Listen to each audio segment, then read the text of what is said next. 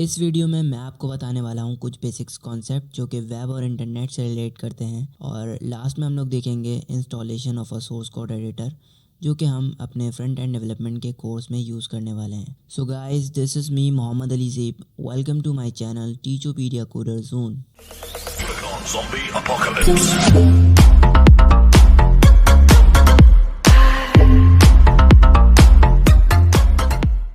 तो बात कर लेते हैं पहले कुछ बेसिक्स कॉन्सेप्ट के बारे में। इसमें अब मैं आपको बताने वाला हूँ कुछ ऐसे बेसिक्स कॉन्सेप्ट जो कि कुछ लोगों को नहीं पता होता। तो फर्स्ट स्टार्ट लेते हैं हम लोग HTTP के साथ।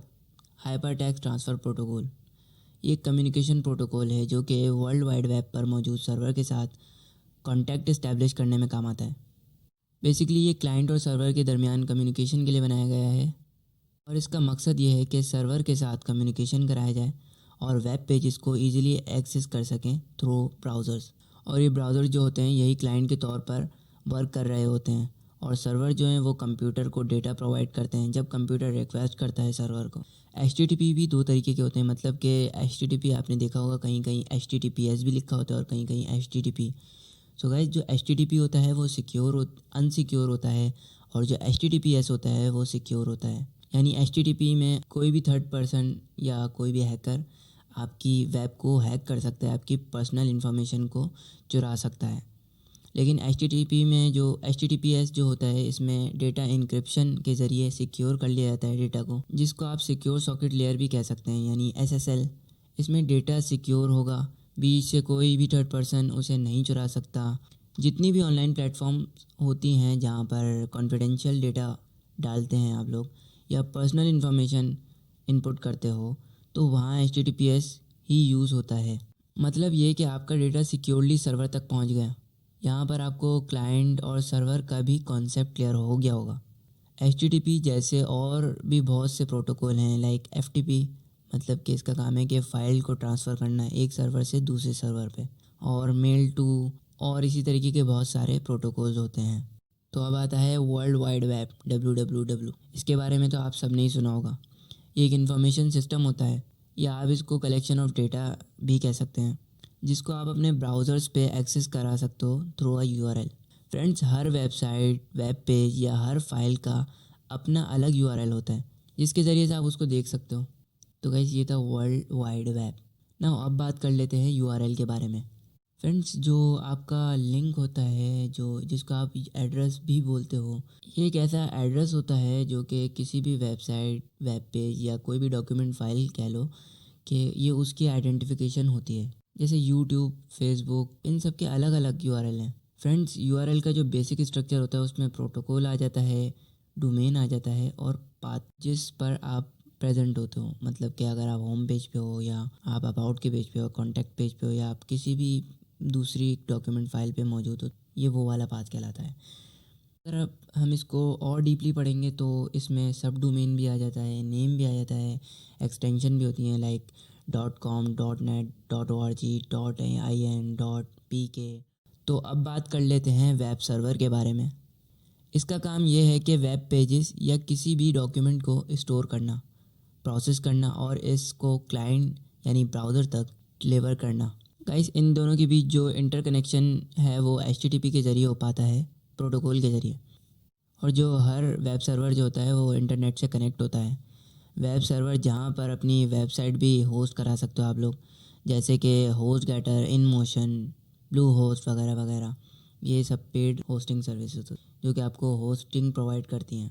इस सर्वर एक कंप्यूटर है जिसके ज़रिए कोई भी वेब यूज़र आपकी वेबसाइट को भी देख सकता है, और जो सर्वर पर होती है। अब ये वेब होस्टिंग के जो सर्विसेज प्रोवाइडर होते हैं उनके पास सर्वर होते हैं, इसी के ज़रिए वो होस्टिंग सर्विस प्रोवाइड कर पाते हैं। अब मैं आपको बताऊंगा वेबसाइट के बारे में। पता तो होगा ही आप लोगों की वेबसाइट है क्या चीज़, तो थोड़ा मैं भी बता दूं आपको कि website basically collection of web pages है जो कि सिर्फ एक सिंगल डोमेन से लोकेट करती है। These are made by coding through web languages जैसे कि HTML, CSS and JavaScript. Website का फ़ायदा ये है कि it's a quick and easy way to communicating information buyer और सेलर के दरमियान। फ्रेंड्स, आप वेबसाइट पर यही सब रखते हो जिससे बायर या कोई भी सेकंड पर्सन इजीली कांटेक्ट कर सके आपको। लाइक आप अपनी कॉन्टैक्ट डिटेल्स रखते हो, वर्किंग आवर्स रखते हो कि आप कितने से कितने बजे तक काम करते हो, अपने प्रोडक्ट्स के बारे में भी आप वेबसाइट में बताते हो। तो ये कहलाता है वेबसाइट। अब वेब पेजेस एक स्पेसिफिक वे है जिसमें आप अपनी इंफॉर्मेशंस को क्रिएटिव वे में देखते हो, like in form of pictures, videos, important notes. Guys, web page एक ऐसा मेथड है जिसके थ्रू आप प्रोडक्ट्स और सर्विसेज को व्यूअर्स को प्रेजेंट करा सकते हो। वेब पेज एक सिंगल डॉक्यूमेंट है जो कि आपके इंटरनेट ब्राउज़र पर रन होता है और collection of web pages website ही कहलाता है। नाउ डोमेन बेसिकली ये एक आइडेंटिटी है लॉन्ग आईपी एड्रेस की। जैसे google.com का भी एक आईपी एड्रेस होगा। तो डोमेन नेम इसलिए है ताकि आप उस नेम को ईज़िली याद कर सको, क्योंकि आईपी एड्रेस तो मुश्किल होता है याद करना, और गलत आईपी एड्रेस आपको उस एड्रेस पर या आपको उस डेस्टिनेशन पर नहीं लेके जा सकता जिस पॉइंट पर आप पहुंचना चाहते हो। गाइस, डोमेन बेसिकली आपके यूआरएल एड्रेस को स्मॉल कर देता है। Guys, domain is that which helps you to identify a particular website और a web page, that is the domain. Now अब बात कर लेते हैं होस्टिंग के बारे में। होस्टिंग एक ऐसी टाइप है इंटरनेट होस्टिंग सर्विस की जो कि अलाउ करती है कि इंडिविजुअली या ऑर्गेनाइजेशन कोई भी अपनी वेबसाइट को एक्सेस कर सके through world wide web. Guys, web hosting एक ऐसी प्लेस है where your all files of your website are live, यानी आपकी वेबसाइट की जितनी भी आपकी टोटल पूरी वेबसाइट जो होती है वो लाइव होती है। जब कोई भी आपका डोमेन या आपका जो यूआरएल एड्रेस जो है ब्राउज़र में इनपुट करता है तो वो उसे देख सकता है, आपकी वेबसाइट को देख सकता है। अब आता है डीएनएस के बारे में बात कर लेते हैं कि डीएनएस क्या है। गाइस, वर्ल्ड वाइड वेब पर मौजूद हर सर्विस और डिवाइस का एक आईपी एड्रेस होता है, बट यूज़र्स के लिए ये आसान नहीं कि वो हर आईपी एड्रेस को टाइप कर सकें या याद कर सकें। सो यहाँ पर डीएनएस का काम ये होता है कि जब यूज़र वेब ब्राउज़र में डोमेन इनपुट करता है तो डीएनएस सर्वर उस आईपी एड्रेस को कन्वर्ट कर देता है, यानी उसे आईपी एड्रेस में कन्वर्ट कर देता है। डीएनएस एक प्रोटोकॉल है जो कि वेब ब्राउज़र्स को फ्रेमवर्क प्रोवाइड करता है। अब जो लास्ट बेसिक कॉन्सेप्ट हम लोग देखने वाले हैं वो है WC3। गाइस, आपने बहुत जगह देखा होगा WC3 वैलिडेशन, WC3 रिकमेंडेशंस। तो गाइस, ये एक इंटरनेशनल कम्युनिटी है जहाँ पर organisations, members, full time staff और पब्लिक मिलकर काम करती है। ये स्टैंडर्ड वेब को डेवलप करने में काम करती हैं। ये WC3 1994 में बनी और करंटली जो इसको लेड कर रहे हैं वो टिम्स बर्नर-ली हैं और जो CEO हैं जेफरी, ये दोनों अभी इसको लेड कर रहे हैं, और भी इनके साथ टीम है।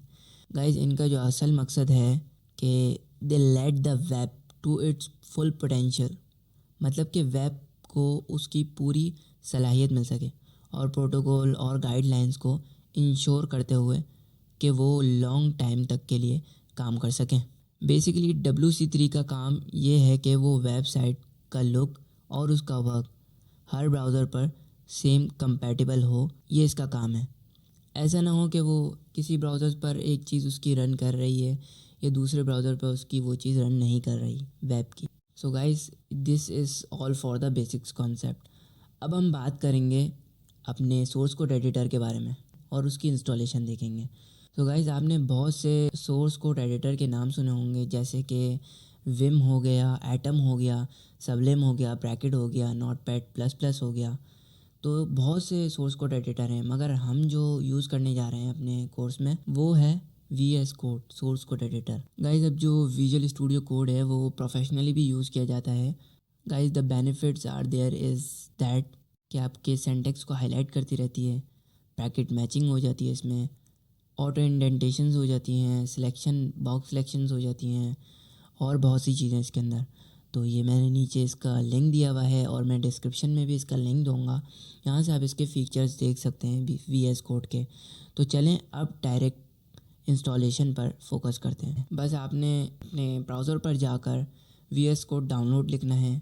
VS की अपनी ये वेबसाइट है, आप इस लिंक को पिन करेंगे तो ये आपके सामने खुल जाएगी और इसमें 3 ऑप्शन दिए हुए हैं। मैकबुक का भी दिया हुआ है, लिनक्स का भी दिया हुआ है और विंडोज़ का भी दिया हुआ है। तो इसमें हर तरीके की होगी, 64 बिट से लेके 32 बिट्स वाली भी। तो आपने डायरेक्ट ये जो विंडोज़ का जो बटन बना हुआ है आपने इस पर क्लिक कर देना है और फिर जो है वो VS कोड का सेटअप इंस्टॉल होना शुरू हो जाएगा। फिर ये कुछ वक्त लेगा। आफ्टर इंस्टॉलेशन फिर हम इसको देखते हैं। अब इसको कंट्रोल जे कर भी अपने, वैसे तो ये बॉटम में आपके शो हो ही रहा होगा डाउनलोड, लेकिन आप चाहें तो कंट्रोल जे कर भी इसको डाउनलोड्स में देख सकते हैं। तो ये इंस्टॉल हो रहा है। तो जैसी इंस्टॉलेशन कंप्लीट होती है हम देखते हैं इसको। तो गाइस इंस्टॉलेशन यहाँ पर कंप्लीट हो गई है।